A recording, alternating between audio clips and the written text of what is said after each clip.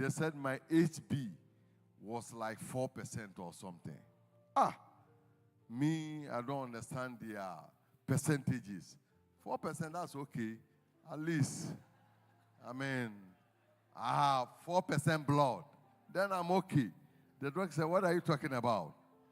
4% means you have been by now. You have been paralyzed by now. We don't understand. 4%? I didn't know. I mean, I'm like, I have 4% blood. I was interpreting it scripturally. And I was dying in my inside. So, in less than 12 hours, they gave me 10 blood transfusions. I was at the hospital. And my health was deteriorating. Results came. After the diagnostics, I cannot disclose it here. But it is good to have faith, really, in God. The doctors, these white doctors gathered around me, and they said, you have no clue, you have no idea. You are a dead man walking. You are a miracle in the making. Because all the signs, the vital signs, you are not supposed to be alive. Either you are supposed to be blind, paralyzed, or dead. So we don't understand why you are alive even in the first place. It was at that point I knew our God is real. Our God is real. I held on to my faith. I had absolute faith in God.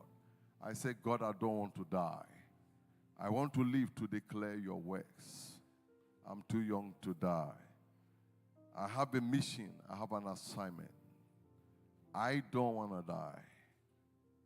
And they did test after test. So for 3 weeks, I was at the hospital in Brussels. It got to a certain point,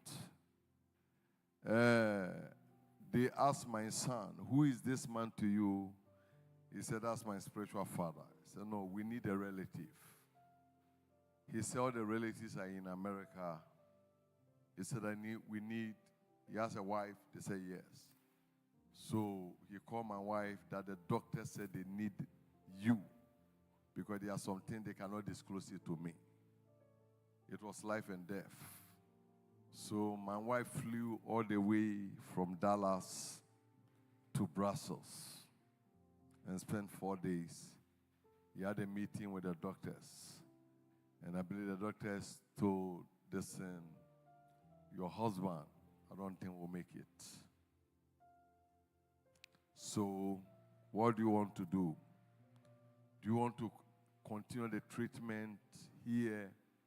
But we advise you take your husband home so that he go and die at home.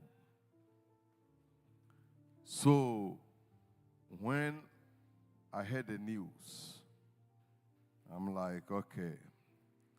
And since I got admitted at Brussels, that's where I knew the importance of money. Don't downplay money. Every week, was it a day or a week, my wife was approving $4,000 for them to attend to me. Because my insurance wasn't working in Brussels. So we have to talk to my insurance people in America for them to be approving, I think, $4,000 a day. So you can just imagine, times 3 weeks. So after the doctor said they are going to discharge me on one condition, the nature of my situation, I cannot fly a commercial plane because I can die in the plane. Anything at all can happen to me in the plane. So they gave a note to be given to the pilots or the airlines that I am not supposed to be admitted in any flight on board to America. So we asked the doctors, what kind of flights? How am I going to get to America? Even if you guys want me to go and die, which flight is taking me? They said, you need